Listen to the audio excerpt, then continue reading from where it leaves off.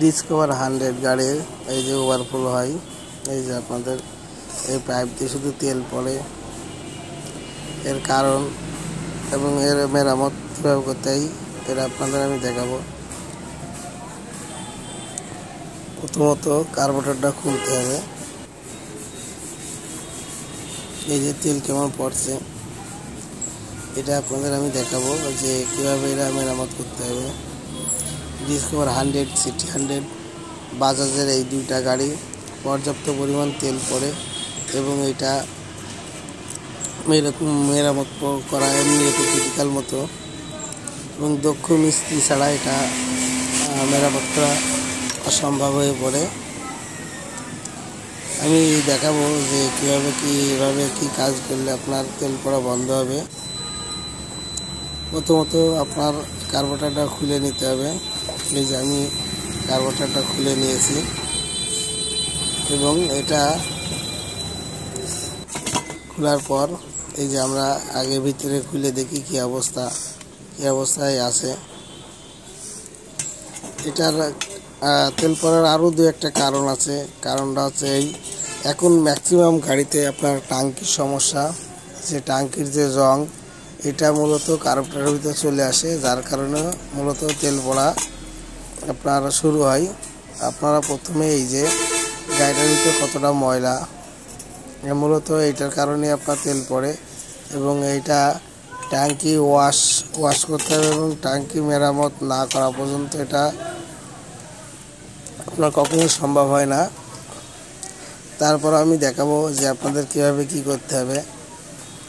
আগে প্রতিটা গাড়িতে খুলতে হবে এবং এখন বর্তমানে একটা সমস্যা, প্রতিটা গাড়ি ট্যাঙ্কি নষ্ট হয়ে যাচ্ছে পেট্রোল তেলের খারাপের জন্য। এই জন্য ট্যাঙ্কির যে জং সেটা কার্বোরেটরে চলে এসে আপনার ওভারফ্লো হচ্ছে। এই কারণে আরও আপনার প্রতিটা গাড়িতে ওভারফ্লো এখন বেশি হয়। এটা আপনি একেবারে নির্মূল করতে হলে আগে প্রথমে আপনার ওই ট্যাঙ্কি যদি অতিরিক্ত নষ্ট হয়ে যায় যে ট্যাঙ্কি পরিবর্তন করতে হবে এবং না হলে ট্যাঙ্কি ওয়াশ করে নিতে হবে। নিলে এটা একেবারে স্থায়ী সমাধান হবে। আমরা যেহেতু অনেকে আছি যে শুধু কার্বোরেটরের কাজ করি, কার্বোরেটরের কাজ করে আবার দুদিন পর আবার যা তাই হয়ে যায়, এমন করলে হবে না। আমাদের প্রথমত কার্বোরেটর তো আমরা পরিষ্কার করবই, তারপরে ট্যাঙ্কি ওয়াশ করাই লাগবে বাধ্যতামূলক, না করলে আপনার এই সমস্যার সমাধান হবে না। এবং কার্বোরেটর খোলার সময় যে আমি এই পিনটা খুলছি, এই পিনটার নিচে একটা ওয়াশার এবং একটা আপনার আছে রাবারের ওয়াশার আছে। এইগুলো অবশ্যই খেয়াল রাখতে হবে এবং এগুলো সুন্দর করে খুলতে হবে যাতে এটা না হারায়। এটা খোলাটা খুব একটা ডিফিকাল্ট হয়ে যাচ্ছে, ভিতরে মনে হচ্ছে আটকাই গেছে, যে তার দিয়ে খুলছে না। যাই হোক, একটু আপনারা একটা রকম তার নিয়ে মাথার একটু হালকা একটু বাঁকাই নিয়ে আপনার সামনে এই যে এইটা ওয়াশার আর এইটা হচ্ছে পুরা রাবারের ওয়াশার, এই দুটো অবশ্যই থাকতে হবে এবং এই দুটো অবশ্যই আছে লাগাতে হবে। প্রথমত আমরা কার্বোরেটরটা সুন্দর করে ওয়াশ করে নেব, যাতে কোনো রকম ময়লা না থাকে। ওভারফ্লোর মেন সমস্যা হচ্ছে ময়লা। ভিতরে যদি ময়লা থাকে আপনি কার্বোরেটর যে যাই কাজ করেন কোনো কাজ হবে না।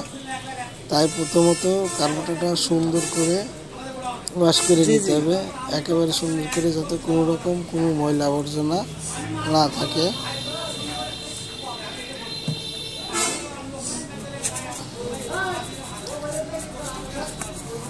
আমরা সুন্দর করে ক্লিন করে নিচ্ছি কার্বোরেটরটা এবং প্রতিটা জায়গায় ক্লিন হয়ে গেছে আমাদের। এবারে দেখা যাক আমরা সেটিং করছি। এই যে অবশ্যই সুন্দর করে ক্লিন করতে হবে, কোনো রকম যাতে ময়লা কার্বোরেটরের ভিতরে না থাকে, এই দিকে মাথায় লক্ষ্য রাখতে হবে। ময়লা থাকা মানেই আপনার আছে ওভারফ্লো মেরামত করা হবে না।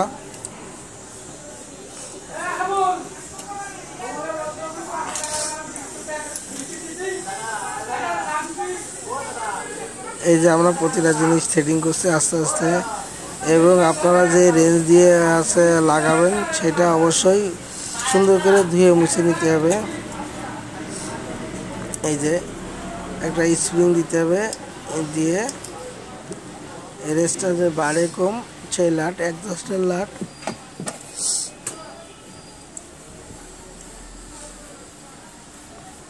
এই যে এক্সস্টার লাট,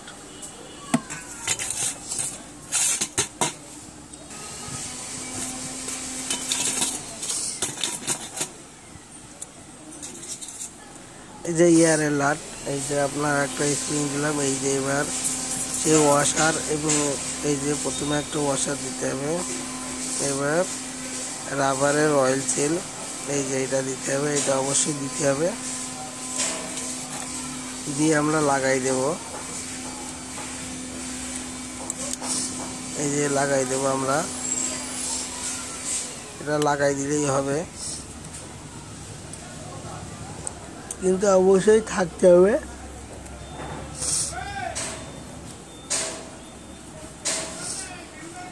এই যে থাকতে হবে। এবং আর একটা বিষয় আছে, এই যে এই জিনিসটা আছে পুরাতন, এটা বাদ, এই যে এটা নতুন, এটা আমরা লাগাবো। এটা নতুন লাগালেই মোটামুটি কমপ্লিট হবে। এই যে ফ্লোর পিন আমরা দিয়ে দিলাম, দিয়ে এই যে ভিতরে আমরা পরাই দিই, দেওয়ার পর এই যে সুন্দর করে আমরা লাগাই দিচ্ছি।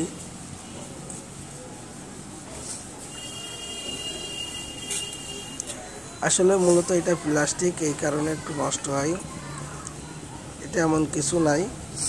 আপনারা